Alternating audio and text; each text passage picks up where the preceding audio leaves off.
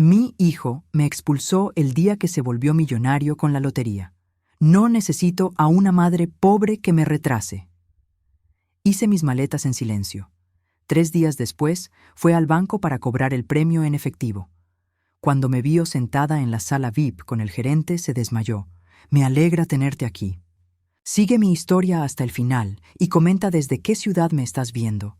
Así podré ver hasta dónde ha llegado mi historia. Me llamo Patricia, tengo 64 años, y ayer fue el día que mi hijo me demostró quién realmente es. El martes 15 de octubre, Adrián se volvió millonario.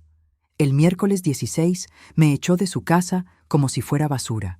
Todavía puedo sentir el frío del mármol bajo mis pies descalzos cuando bajé las escaleras esa mañana.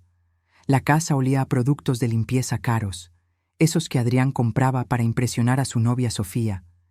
El eco de mis pasos resonaba en el vestíbulo vacío, un recordatorio constante de lo sola que me sentía en esa mansión que había ayudado a pagar. Encontré a Adrián en la cocina, con el boleto de lotería en una mano y su teléfono en la otra.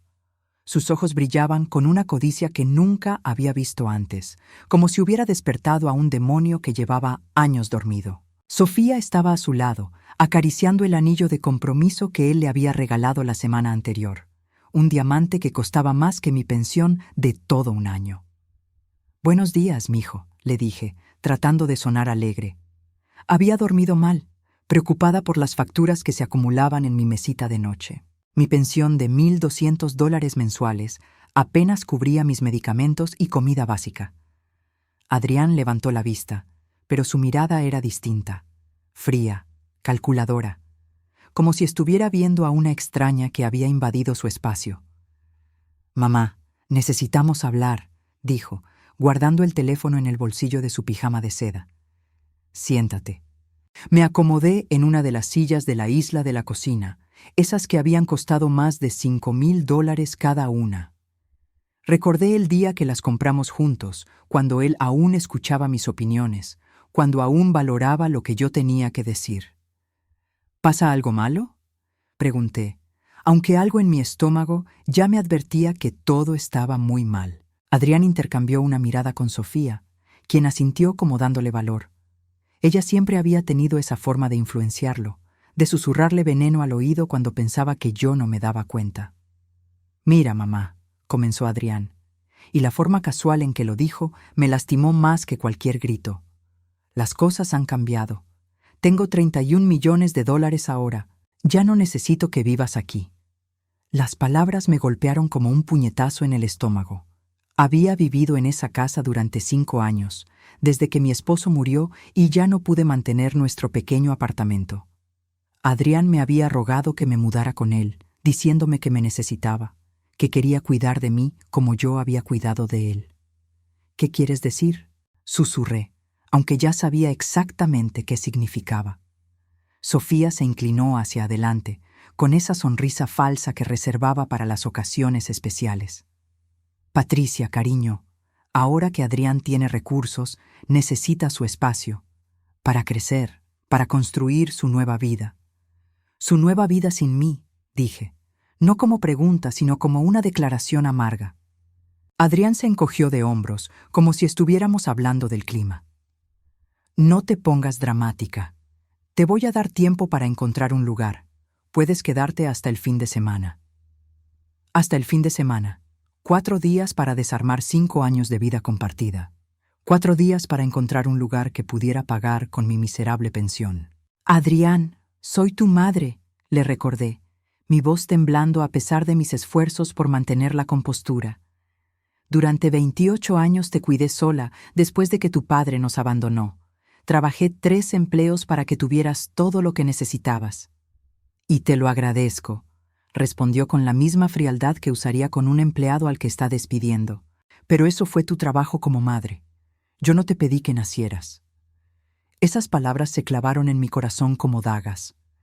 Miré a este hombre de 28 años, con su pijama de seda y su actitud superior, y traté de encontrar algún rastro del niño que solía abrazarme cuando tenía pesadillas. Ese niño había desaparecido completamente. Además, continuó Adrián, sirviéndose café en una taza que costaba más que mi alquiler semanal, necesito que entiendas algo importante. No necesito a una madre pobre que me retrase. Sofía y yo vamos a movernos en círculos diferentes ahora. Círculos donde tu situación económica podría ser incómoda. Sofía asintió enfáticamente, como si Adrián acabara de decir algo profundamente sabio. Es por tu propio bien también, Patricia. ¿No sería incómodo para ti estar en fiestas donde un vestido cuesta más que tu pensión mensual? La crueldad de esas palabras me dejó sin aliento. No porque no supiera que era cierto, sino porque venían de las personas que se suponía debían amarme. Me levanté lentamente de la silla, sintiendo que cada músculo de mi cuerpo protestaba. 64 años de vida, de trabajo duro, de sacrificios, y esto era lo que tenía que mostrar. Un hijo que me veía como un obstáculo para su nueva vida de lujo. Entiendo, dije finalmente, mi voz apenas audible. Adrián pareció aliviado, como si hubiera esperado una pelea. Me alegra que seas razonable. Te puedo ayudar con los gastos de mudanza, digamos, $1,000. $1,000. Menos de lo que gastaba en una cena en sus restaurantes favoritos. Menos de lo que Sofía gastaba en una sola cartera. No respondí. En cambio, subí las escaleras hacia mi pequeña habitación, esa que había sido mi refugio durante 5 años. Mis manos temblaron mientras abría la maleta vieja que había pertenecido a mi esposo. Era de cuero gastado, con esquinas desgastadas, pero había viajado conmigo a través de décadas de mudanzas y nuevos comienzos. Mientras doblaba mi ropa, escuchaba las risas de Adrián y Sofía abajo, probablemente planeando ya cómo convertir mi habitación en un closet extra o una oficina. El sonido de su felicidad me resultaba más doloroso que cualquier insulto, pero había algo que ellos no sabían, algo que había mantenido en secreto durante años, guardado como un seguro de vida que esperaba nunca tener que usar. Mientras empacaba, mis dedos se detuvieron en una pequeña pasta de documentos que mantenía en el fondo de mi cajón, debajo de mis suéteres de invierno. La acaricié suavemente, sintiendo el peso de lo que contenía. Adrián creía que lo sabía todo sobre su nueva fortuna, pero había detalles que nunca se había molestado en verificar. Detalles que podrían cambiar todo. Por ahora, guardé silencio. Dejé que creyera que había ganado, que finalmente se había liberado del peso muerto que representaba su madre pobre. Pero mientras cerraba mi maleta, una extraña calma se apoderó de mí. No era la resignación de una mujer derrotada. Era la paciencia de alguien que sabe algo que los demás no saben. 2 horas después, Adrián me ayudó a cargar mis pocas pertenencias en un taxi. No hubo abrazo de despedida, no hubo lágrimas de su parte. Solo un cuídate distraído antes de volver a entrar a la casa, probablemente para planear cómo gastar sus millones. El taxi arrancó, y yo miré por última vez la casa que había considerado mi hogar.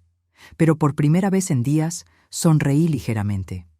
Adrián había revelado su verdadero carácter, y ahora yo sabía exactamente qué tipo de hombre había criado. Lo que él no sabía era que su juego apenas comenzaba, y yo tenía cartas que él ni siquiera sabía que existían. 3 días después de que Adrián me echara de su vida, estaba sentada en mi nuevo apartamento, un pequeño lugar de un dormitorio que costaba $800 mensuales. El olor a café barato llenaba el ambiente, mezclándose con el ruido del tráfico que subía desde la calle. Era un mundo completamente diferente al de los pisos de mármol y el silencio costoso de la mansión de mi hijo. Había encontrado este lugar el mismo día que me fui. La casera, la señora Herrera, era una mujer mayor como yo, que entendía lo que significaba empezar de nuevo con recursos limitados. No me pidió referencias extensas ni depósitos excesivos. Solo miró mis ojos cansados y dijo: «El primer mes por adelantado, mija. Eso es todo».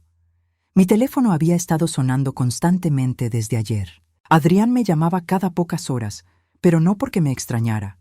Escuché algunos de sus mensajes de voz, y todos tenían el mismo tono ansioso, el mismo nerviosismo mal disimulado. «Mamá, necesito que vengas a firmar unos papeles. Es sobre cosas legales del premio. Nada importante, solo formalidades». Borré el mensaje sin terminarlo de escuchar. Después vino otro. Patricia, en serio, necesito que me devuelvas la llamada. Los abogados del banco están haciendo preguntas raras. Necesito que confirmes algunas cosas. Y luego otro más, este con un tono más desesperado. Mamá, por favor, solo ven un momento. Sofía dice que estoy exagerando, pero creo que hay un error en los papeles del boleto. No había error. Yo lo sabía mejor que nadie. Me serví otra taza de café y me senté junto a la ventana pequeña de mi apartamento. Desde aquí podía ver la vida real. Madres empujando carriolas, trabajadores esperando el autobús, niños jugando en la calle. Era ruidoso, caótico, pero honesto. Nadie aquí pretendía ser algo que no era.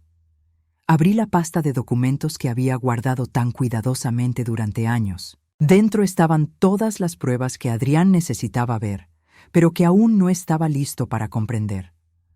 Mi nombre en el recibo de compra del boleto, mi número de cuenta bancaria en la transacción, mi firma en cada documento relevante.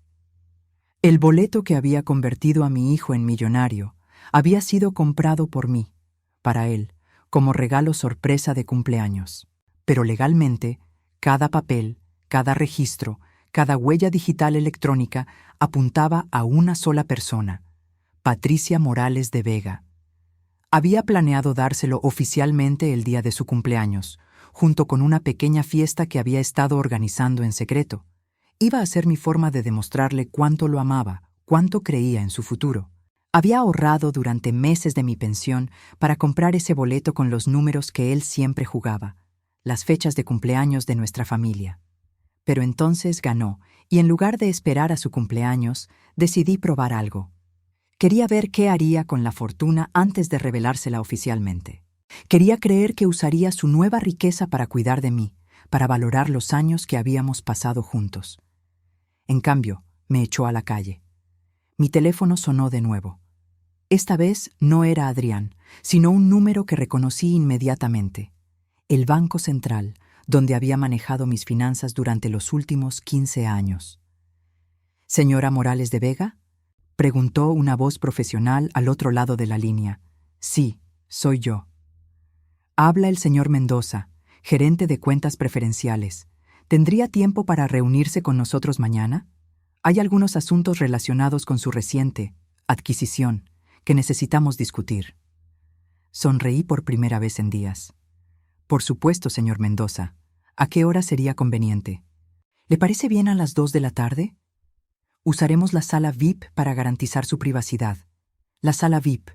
Hacía años que no escuchaba esas palabras dirigidas a mí. Perfecto, ahí estaré. Después de colgar, me quedé sentada en silencio, sintiendo cómo las piezas de mi vida se reorganizaban lentamente. Durante 5 años había vivido como invitada en la casa de mi hijo, aceptando su caridad, caminando de puntillas para no molestarlo. Había olvidado lo que se sentía tener control sobre mi propio destino. Esa tarde decidí hacer algo que no había hecho en mucho tiempo: salir a caminar sin prisa. No tenía que preguntar permiso, no tenía que explicar dónde iba o cuándo volvería. Caminé por el pequeño parque cerca de mi apartamento, observando a las familias que jugaban juntas, a los ancianos que alimentaban a las palomas, a las parejas jóvenes que se tomaban fotografías bajo los árboles. En una banca encontré a mi vecina, la doctora Ramírez, una mujer jubilada de aproximadamente mi edad que había sido pediatra durante 40 años. Había sido amable conmigo desde el día que me mudé, ofreciéndome café y preguntando si necesitaba algo. Patricia, me saludó con una sonrisa genuina. ¿Cómo te está yendo en el apartamento? Me senté a su lado, sintiendo que por primera vez en años podía hablar honestamente con alguien. Mejor de lo que esperaba. Es tranquilo. Los cambios grandes siempre asustan al principio, dijo, observando a un grupo de niños que corrían alrededor de la fuente. Pero a veces son exactamente lo que necesitamos para recordar quiénes somos realmente. Sus palabras me llegaron profundo. ¿Cree que es posible empezar de nuevo a los 64 años? La doctora Ramírez se rió, un sonido cálido y genuino. Mija, Yo empecé de nuevo a los 70 cuando me divorcié de un hombre que creía que mi única función era servirle el desayuno. Los mejores años de mi vida han sido estos últimos 5. Hablamos durante 1 hora sobre libros, sobre los pequeños placeres de vivir sola, sobre la libertad de tomar decisiones sin consultar a nadie más. Cuando regresé a mi apartamento, me sentía más ligera de lo que había estado en años. Esa noche, mientras preparaba una cena simple para mí sola, mi teléfono volvió a sonar. Era Adrián otra vez, pero esta vez su voz sonaba diferente, preocupada. «Mamá, por favor, necesito hablar contigo urgentemente. Los del banco dijeron algo sobre que había irregularidades con el boleto, que necesitaban hablar con la persona que lo compró realmente. ¿Tú sabes algo de esto?» Dejé que la llamada se fuera al buzón de voz. Luego escuché el mensaje completo, notando el pánico creciente en su voz. También dijeron algo sobre verificaciones de identidad y documentación original. «Mamá, me está empezando a preocupar. ¿Podrías llamarme? Solo para explicarme si sabes algo». Borré el mensaje y apagué mi teléfono. Al día siguiente, me arreglé cuidadosamente para mi cita en el banco. Me puse mi mejor vestido, uno simple pero elegante que había comprado años atrás para la graduación universitaria de Adrián. Me peiné con esmero y me maquillé ligeramente. No porque quisiera impresionar a nadie, sino porque quería sentirme como la mujer que había sido antes de convertirme en la madre pobre y problemática. Llegué al Banco Central exactamente a las 2 de la tarde.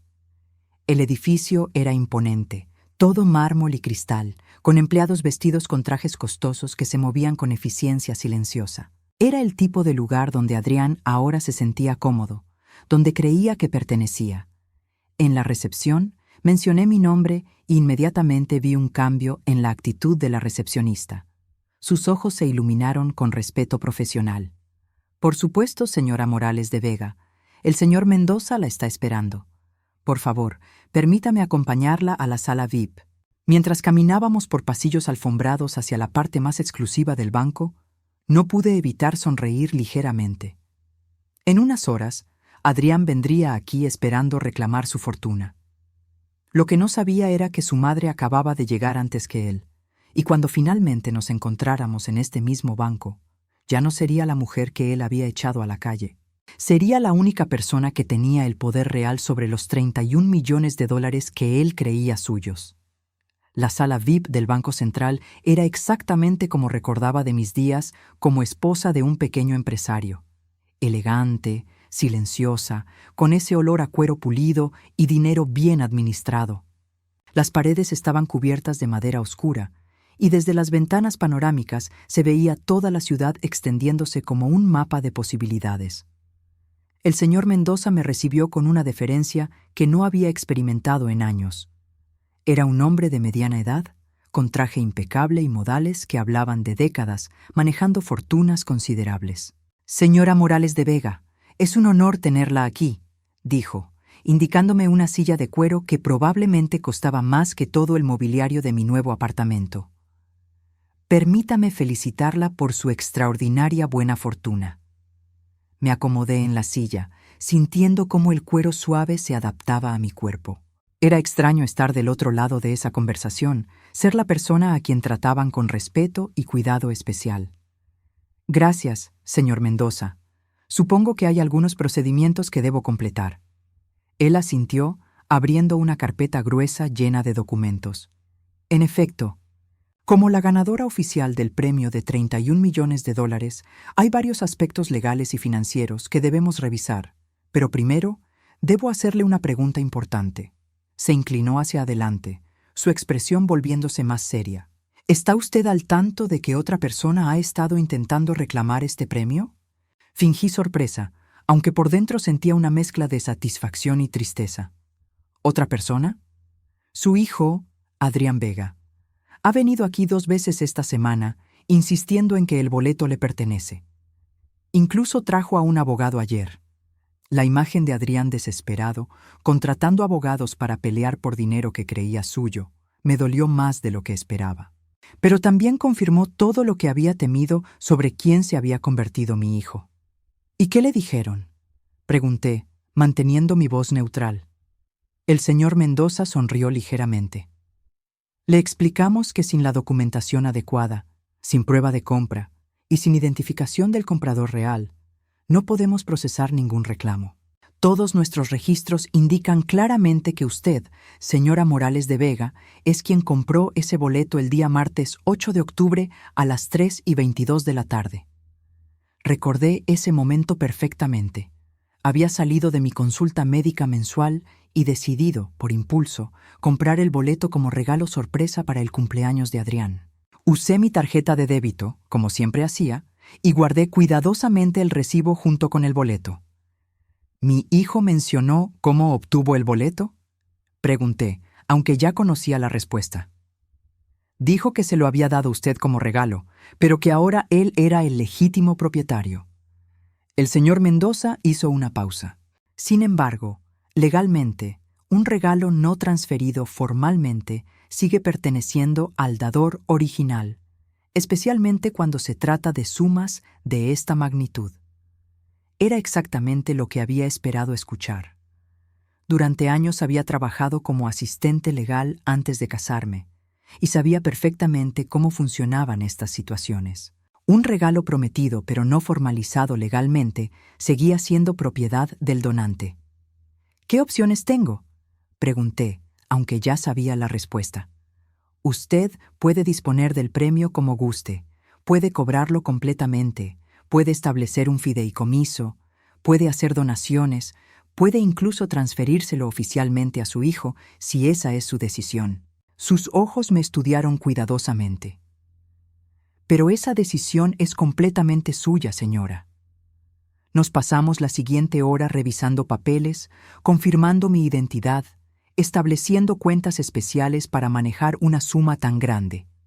El señor Mendoza me explicó las implicaciones fiscales, las mejores estrategias para proteger el dinero, las opciones de inversión disponibles. Todo el tiempo yo pensaba en Adrián, en el niño que solía trepar a mis rodillas cuando tenía pesadillas, en el adolescente que me abrazaba cuando llegaba cansada del trabajo, en el joven que me prometía que siempre cuidaría de mí cuando fuera exitoso.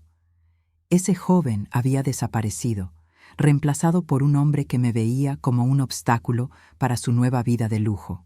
«Hay algo más que debo mencionarle», dijo el señor Mendoza mientras firmaba los últimos documentos. «Su hijo ha estado presionando mucho para conseguir información. Ayer amenazó con demandar al banco si no le dábamos acceso a los fondos».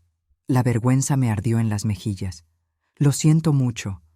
Adrián puede ser muy determinado cuando quiere algo. No se disculpe. Hemos manejado situaciones similares antes. Las fortunas grandes a menudo revelan el verdadero carácter de las personas». Cerró la carpeta y me miró con algo que parecía compasión. «¿Puedo preguntarle cuáles son sus planes inmediatos?». Era una buena pregunta.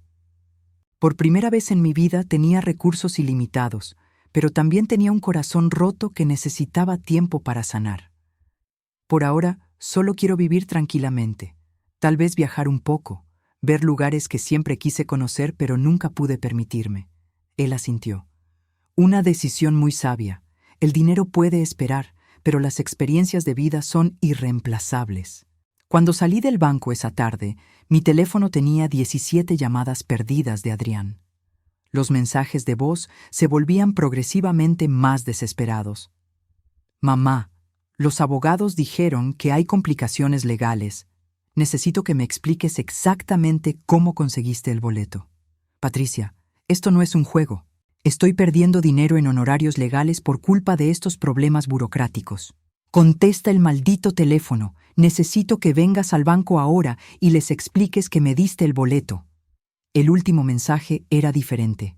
Su voz sonaba quebrada, vulnerable, como cuando era niño. «Mamá, por favor, solo, por favor llámame. Estoy asustado. No entiendo qué está pasando». Por un momento, mi corazón maternal se ablandó. Quise llamarlo, consolarlo, explicarle todo y darle el dinero que tanto necesitaba. Pero entonces recordé sus palabras del día que me echó. «No necesito a una madre pobre que me retrase». Guardé mi teléfono sin devolver las llamadas. Esa noche, desde mi pequeño apartamento, Escuché el ruido familiar de la ciudad. Sirenas distantes, voces de niños jugando en la calle, música suave filtrándose desde el apartamento de al lado. Era reconfortante de una manera que la perfección silenciosa de la mansión de Adrián nunca había sido.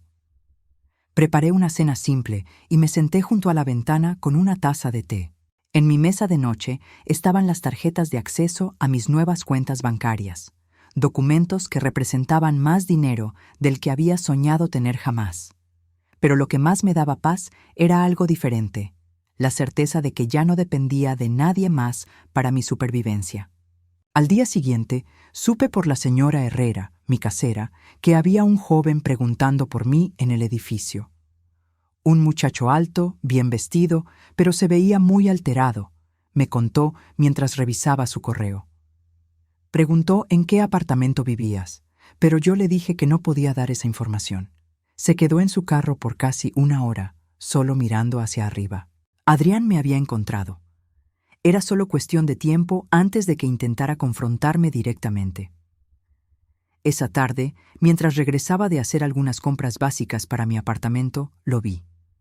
Estaba parado junto a la entrada del edificio con el mismo traje costoso que había usado para echarme de su casa, pero ahora arrugado y despeinado. Sus ojos tenían círculos oscuros, como si no hubiera dormido en días. Cuando me vio caminando hacia él, se enderezó, tratando de recuperar algo de su arrogancia anterior.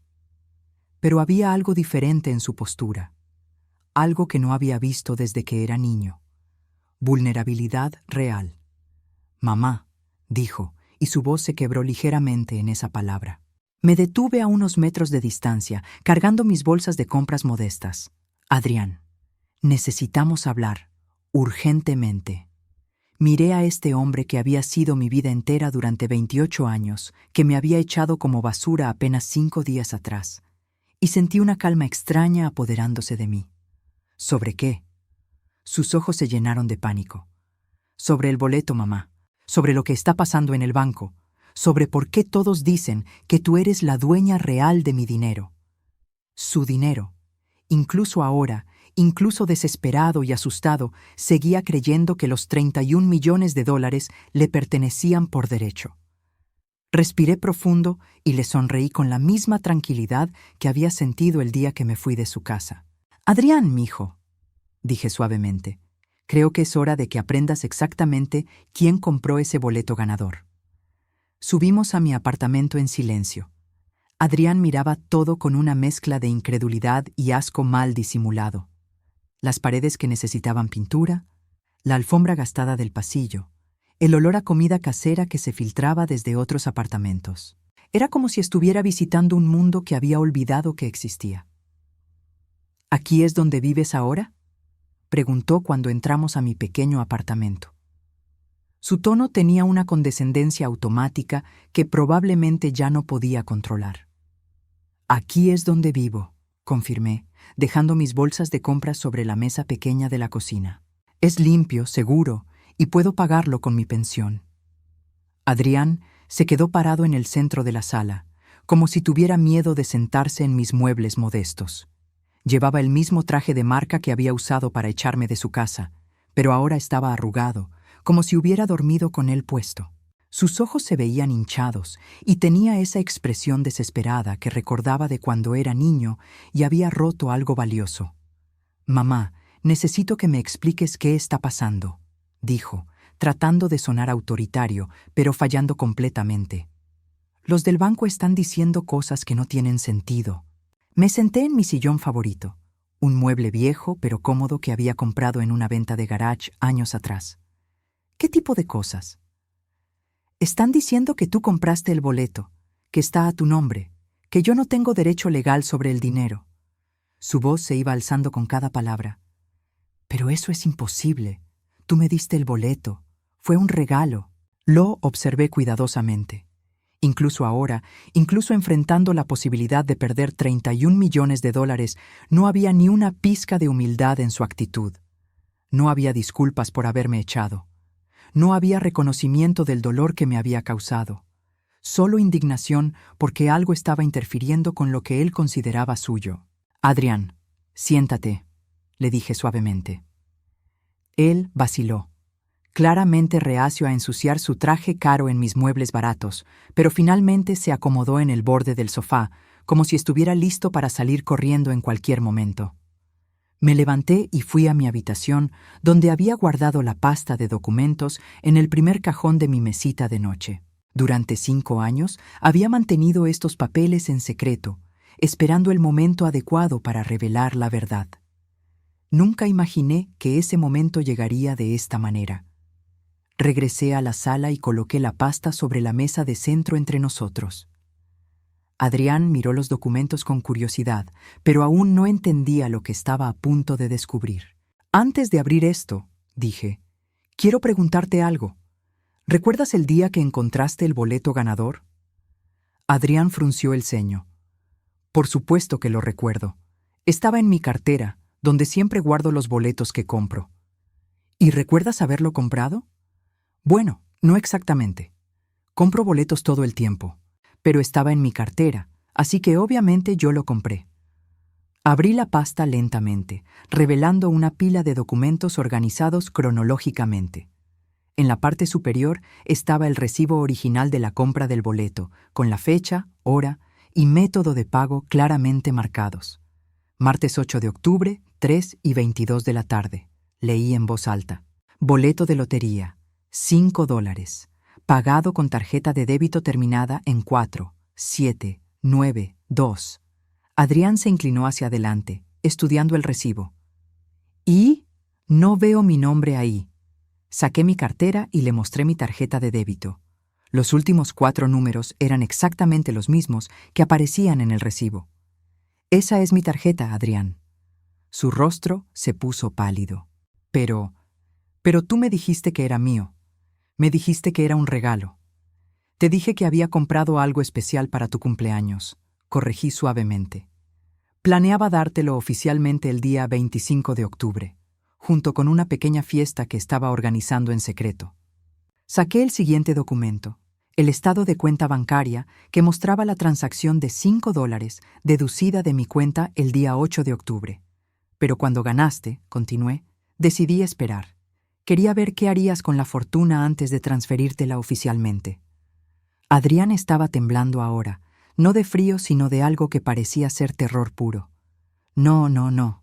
Esto tiene que ser un error. Yo soy el ganador. Yo tengo el boleto. Tienes el boleto físico, confirmé. Pero eso no te hace el propietario legal. Legalmente, el boleto pertenece a quien lo compró, y quien lo compró fui yo. Saqué el siguiente documento. Una copia de la consulta legal que había hecho años atrás cuando trabajaba como asistente en un bufete de abogados. Era un memo sobre la ley de regalos y propiedad, específicamente sobre premios de lotería. Según la ley estatal, leí, un premio de lotería pertenece al comprador original hasta que sea transferido formal y legalmente a otra persona. Un regalo prometido, pero no formalizado, sigue siendo propiedad del donante. Adrián se levantó de golpe, caminando hacia la ventana como un animal enjaulado. «¡Pero me lo diste! Dijiste que era mío». Dije que lo había comprado para ti, pero nunca tuvimos la conversación formal sobre la transferencia de propiedad porque ganó antes de tu cumpleaños. Se volteó hacia mí y por primera vez vi lágrimas en sus ojos. «Mamá, no puedes hacerme esto.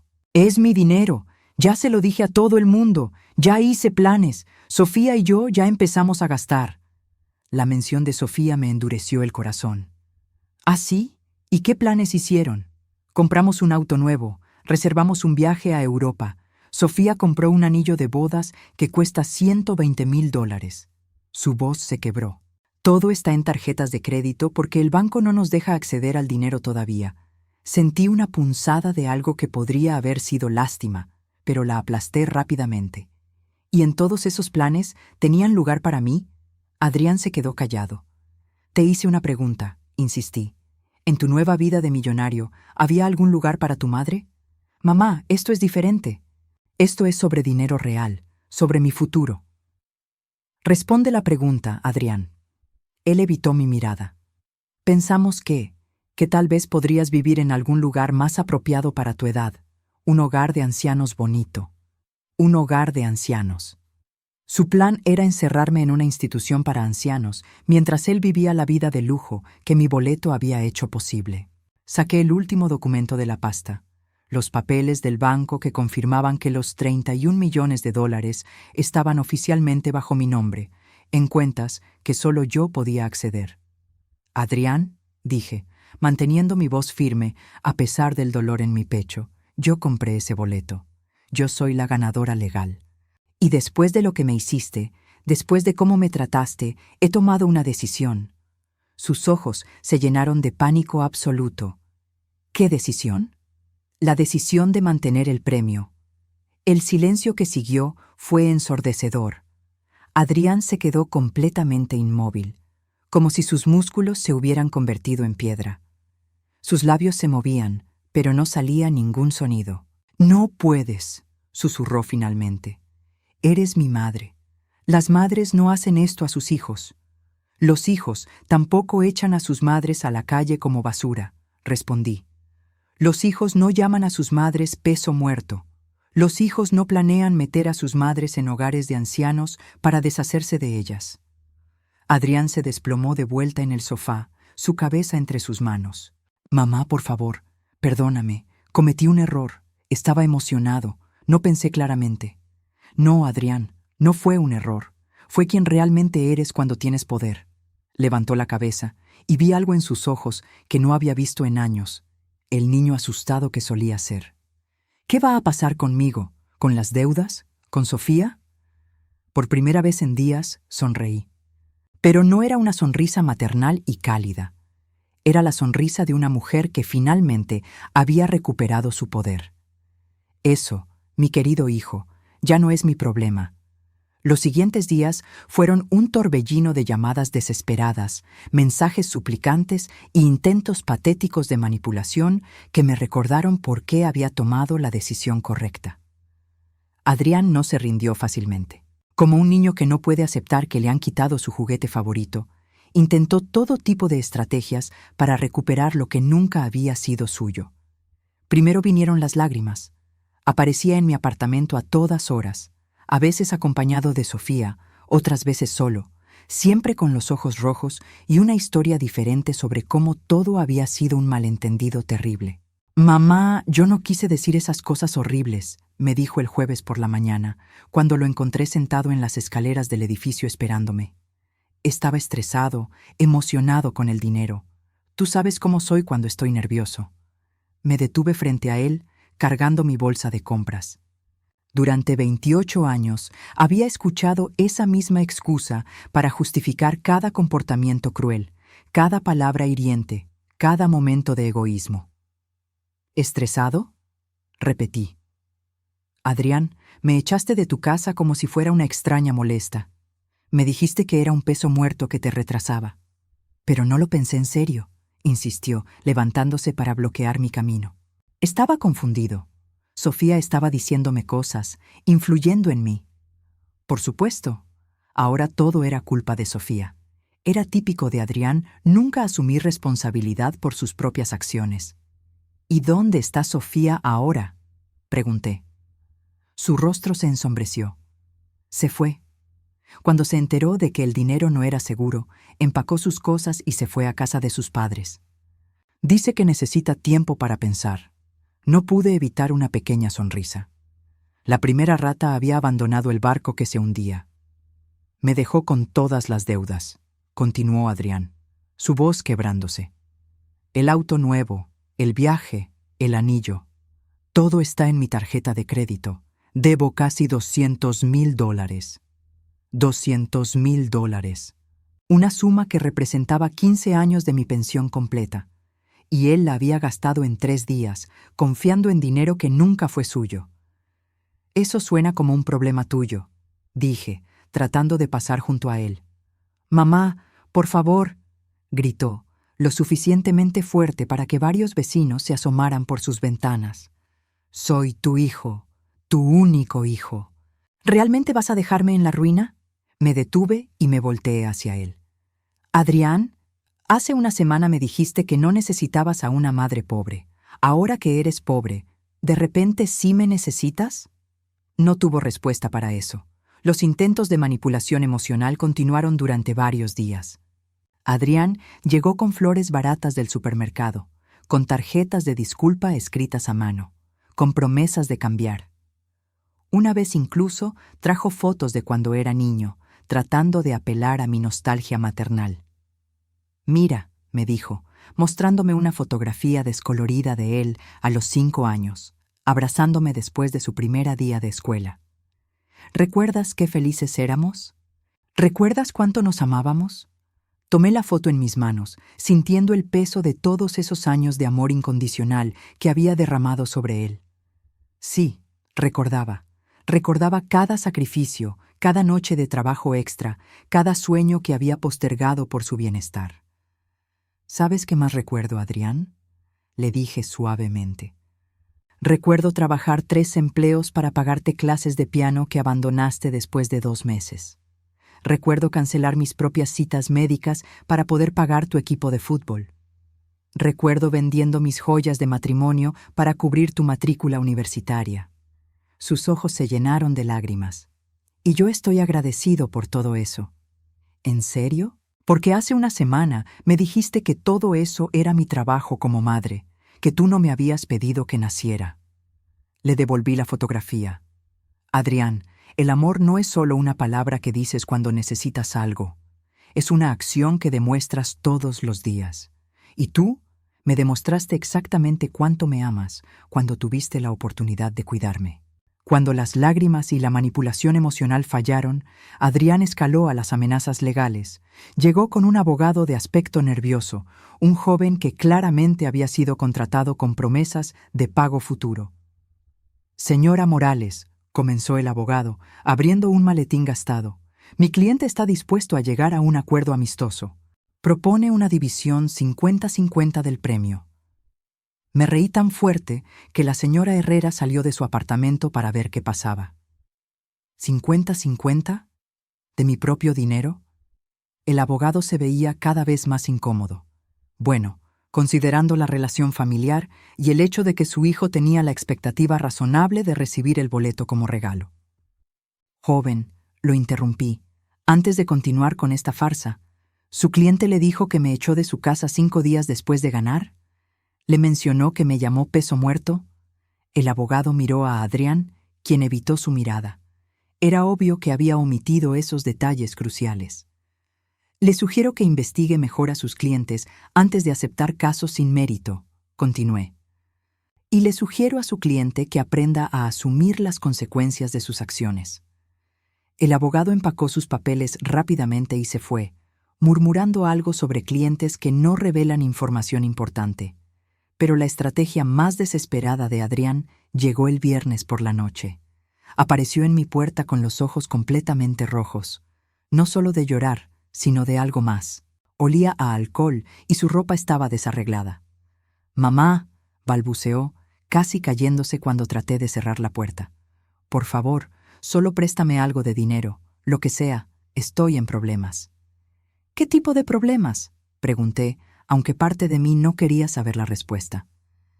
«Los tipos a los que les debo dinero no son pacientes», murmuró. Pensé que tendría el dinero del premio para pagarles. Mi sangre se heló. «Adrián, ¿fuiste a prestamistas?» «Solo por un poco de dinero extra para las apuestas. Pensé que con 31 millones podría pagar cualquier cosa». Se tambaleó, agarrándose del marco de la puerta. «Pero ahora dicen que si no les pago $150,000 para el lunes, van a...» No terminó la frase, pero no necesitaba hacerlo. Por un momento, el instinto maternal que había dominado mi vida durante casi 3 décadas rugió dentro de mí. Este era mi hijo, sin importar cuán terrible se hubiera vuelto. Tenía el dinero para salvarlo. Podía hacer una transferencia y todos sus problemas desaparecerían.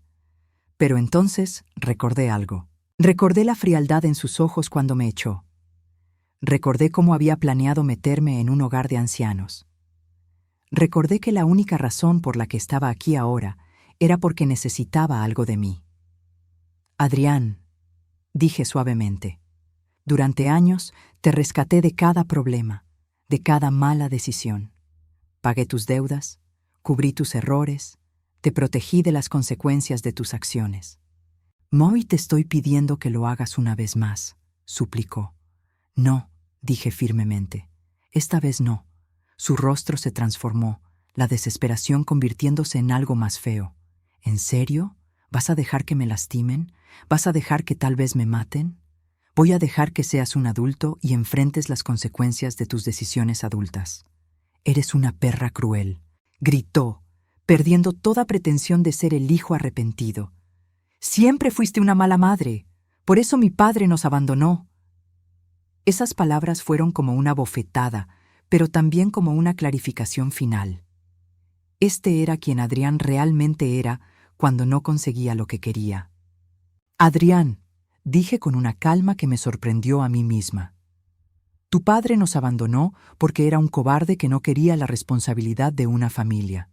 Tú me estás abandonando ahora por razones igualmente egoístas. Cerré la puerta y puse el cerrojo. Del otro lado podía escucharlo gritando amenazas, maldiciones, promesas de venganza, pero por primera vez en años no me afectaron. Me senté en mi sillón favorito y me serví una taza de té. En mi mesa estaba el último documento que había recibido del banco. La confirmación de que había establecido un fideicomiso caritativo con la mayor parte de mi premio. 28 millones irían a organizaciones que ayudaban a madres solteras, ancianos abandonados y víctimas de abuso doméstico. Había guardado 3 millones para mí, suficiente para vivir cómodamente el resto de mi vida, para viajar, para experimentar todas las cosas que había sacrificado por ser madre. Afuera, Adrián había dejado de gritar. Probablemente había aceptado finalmente que no iba a conseguir nada de mí. Por primera vez en 28 años, me fui a dormir sin preocuparme por las decisiones de mi hijo. Ya no era mi responsabilidad salvarlo de sí mismo. Era libre. 6 meses después, estaba sentada en una terraza, con vista al mar en San Miguel de Allende, sorbiendo un café que sabía a libertad. El sol de la mañana calentaba mi rostro mientras leía un libro que había querido leer durante años, pero nunca tuve tiempo. En la mesa junto a mí estaba mi nuevo pasaporte, lleno de sellos de países que siempre había soñado visitar, pero nunca pude permitirme. La vida me había cambiado de maneras que nunca imaginé posibles a los 64 años. Después de décadas de vivir para otros, finalmente estaba viviendo para mí misma. Mi teléfono sonó, interrumpiendo la paz de la mañana. Era la doctora Ramírez, mi antigua vecina que se había convertido en una buena amiga durante mis últimas semanas en el apartamento. «Patricia, ¿cómo está mi trotamundos favorita?», preguntó con esa calidez que había llegado a atesorar. «Perfectamente bien, doctora. Ayer visité las ruinas de Teotihuacán. ¿Puede creerlo? A mi edad, trepando pirámides». Se rió. «Me encanta escucharte tan feliz, pero te llamo por otra razón. ¿Has sabido algo de Adrián?». La pregunta me tensó ligeramente, como siempre pasaba cuando su nombre aparecía en una conversación. No, decidí no mantener contacto. ¿Por qué? Bueno, he estado siguiendo la situación a través de conocidos en común. Pensé que te gustaría saber qué ha pasado. Parte de mí quería colgar. Había trabajado duro para liberarme emocionalmente de la vida de Adrián, para no sentir responsabilidad por sus decisiones. Pero la curiosidad materna, esa fuerza poderosa y persistente, pudo más. «Cuéntame», dije finalmente. «Perdió la casa», comenzó la doctora Ramírez.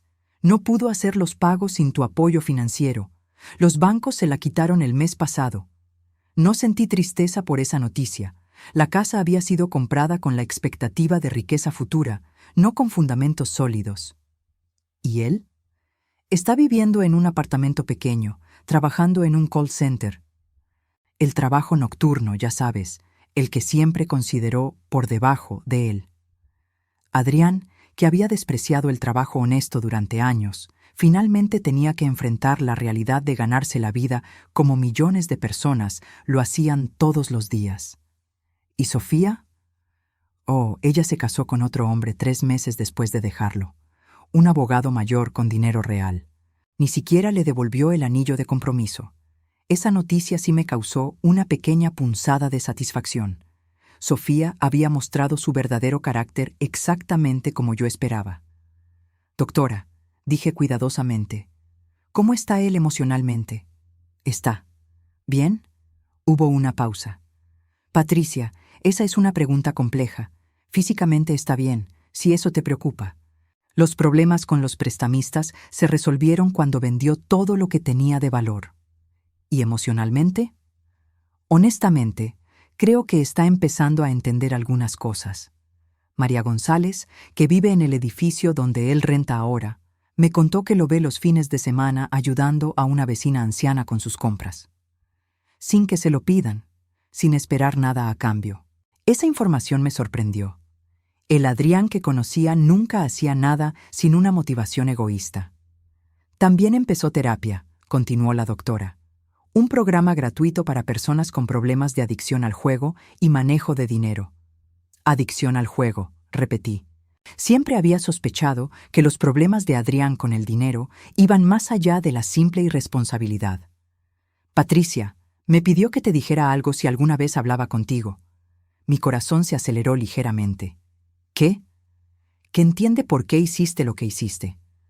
Que no espera perdón, pero que quiere que sepas que finalmente comprende que fue él quien destruyó la relación. Cerré los ojos, sintiendo emociones complejas moviéndose en mi pecho. Durante meses había construido un muro emocional entre Adrián y yo, necesario para mi propia supervivencia. Pero escuchar que tal vez, finalmente, estaba creciendo como persona, despertaba sentimientos que había enterrado profundamente. ¿Está pidiendo dinero?, pregunté, mi pragmatismo maternal apareciendo automáticamente. No. De hecho, específicamente dijo que no quiere dinero. Dice que necesita aprender a vivir con las consecuencias de sus acciones. Eso sí me sorprendió. El Adrián que había conocido toda su vida siempre buscaba la salida fácil. Siempre esperaba que alguien más arreglara sus problemas. Después de colgar, me quedé sentada en la terraza por largo tiempo, procesando la información. El sol se había movido, creando nuevas sombras sobre la mesa. Turistas pasaban por la calle empedrada abajo, familias riendo juntas, parejas ancianas tomadas de la mano. Durante 6 meses, había vivido en un estado de libertad pura. Había visitado París, donde caminé por el Louvre durante horas enteras. Había viajado a Italia, donde aprendí a hacer pasta fresca de una nonna en la Toscana. Había ido a Perú, donde lloré de emoción al ver Machu Picchu al amanecer.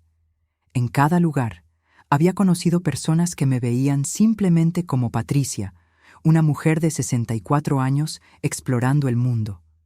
No como la madre de alguien, no como la exesposa de alguien, solo como yo misma. Era embriagador. También había comenzado a hacer trabajo voluntario en cada ciudad que visitaba. En París, ayudé en un centro para madres solteras. En Roma, leí cuentos a niños en un orfanato. En Cusco, enseñé inglés básico a mujeres emprendedoras. El dinero del fideicomiso caritativo que había establecido también estaba trabajando. Había recibido reportes de las organizaciones beneficiarias. Familias ayudadas, ancianos rescatados de situaciones de abandono, mujeres escapando de relaciones abusivas. Mi decisión de usar la fortuna para ayudar a otros estaba teniendo un impacto real en el mundo. Pero ahora, sentada en esta hermosa terraza mexicana, me enfrenté a una pregunta que había estado evitando. ¿Qué venía después? Los viajes habían sido maravillosos, pero una parte de mí comenzaba a sentir la necesidad de algo más permanente. No de regresar a mi vida anterior, sino de construir algo nuevo. Una comunidad, relaciones duraderas, un propósito que fuera más allá de simplemente explorar el mundo. Esa noche, camino de regreso a mi hotel, pasé por una pequeña iglesia donde había un grupo de mujeres mayores conversando animadamente después de lo que parecía haber sido una clase o reunión. Una de ellas, una señora de cabello plateado con ojos brillantes, me saludó en inglés. ¿Eres nueva en la ciudad?, me preguntó. Solo estoy visitando, respondí. Pero me encanta este lugar. ¿Has pensado en quedarte más tiempo? Tenemos una comunidad maravillosa de mujeres de todo el mundo que han decidido hacer su vida aquí. Nos ayudamos mutuamente, compartimos experiencias, creamos cosas hermosas juntas. La idea me intrigó. ¿Qué tipo de cosas crean? Arte, jardines comunitarios, programas para ayudar a las familias locales. También tenemos un grupo de apoyo para mujeres que han tenido que empezar de nuevo más tarde en la vida. Esa frase resonó profundamente en mí. Mujeres que han tenido que empezar de nuevo más tarde en la vida. Me llamo Patricia, dije extendiendo mi mano. Elena, respondió con una sonrisa cálida. ¿Te gustaría unirte a nosotras para el café mañana? Nos reunimos todos los días a las 10 en el café de la esquina. Esa noche, en mi habitación de hotel, reflexioné sobre la conversación. Durante 6 meses había estado corriendo, explorando, manteniéndome en movimiento constante. Tal vez era hora de detenerse, no para volver al pasado, sino para construir un futuro. Al día siguiente, me uní al grupo de mujeres para el café. Escuché historias similares a la mía. Mujeres que habían dedicado décadas a cuidar a otros, que habían perdido su identidad en el proceso, que habían encontrado la fuerza para reclamar sus vidas. Algunas habían escapado de matrimonios tóxicos, otras de hijos adultos que las habían usado, otras simplemente habían decidido que era hora de vivir para ellas mismas. La segunda mitad de la vida puede ser la mejor mitad, dijo Elena mientras sorbíamos café mexicano bajo un árbol de jacaranda, pero solo si tenemos el valor de reclamarla. 3 semanas después, firmé el contrato de alquiler de una pequeña casa en San Miguel de Allende. Tenía un jardín donde podía plantar las flores que siempre había querido cultivar, una cocina donde podía experimentar con recetas locales y suficiente espacio para recibir a las nuevas amigas que estaba haciendo. El día que me mudé, mientras desempacaba mis pocas pertenencias en mi nueva vida, recibí una carta. El remitente era Adrián. Con manos temblorosas, abrí el sobre. Dentro había una sola hoja de papel con su caligrafía familiar. Mamá, no espero que respondas esta carta. Solo quería decirte que entiendo ahora lo que me tomó 28 años aprender. El amor verdadero no es tomar de alguien hasta que no quede nada. Es valorar a esa persona lo suficiente como para querer lo mejor para ella, incluso si eso significa que no puedes tenerla en tu vida. Espero que seas feliz. Te lo mereces. Adrián. Doblé la carta cuidadosamente y la guardé en el cajón de mi nueva mesita de noche. No tenía intención de responder, al menos no todavía, tal vez nunca. Pero por primera vez en meses, sentí que el nudo de dolor que había llevado en el pecho desde que me echó de su casa comenzaba a aflojarse ligeramente. No era perdón, todavía no. Pero era el reconocimiento de que tal vez, eventualmente, podrían existir posibilidades que no había considerado. Por ahora, era suficiente. Tenía una nueva vida que construir, un nuevo jardín que plantar, nuevas amigas que conocer mejor. Tenía, por primera vez en décadas, tiempo para descubrir quién era Patricia cuando no estaba definiéndose en relación a otra persona. Esa noche, me senté en mi pequeño jardín bajo las estrellas mexicanas, escuchando los sonidos de una vida que finalmente me pertenecía completamente. En algún lugar de la distancia, las campanas de la iglesia tocaron la hora. Era medianoche. Un nuevo día comenzaba, y era completamente mío.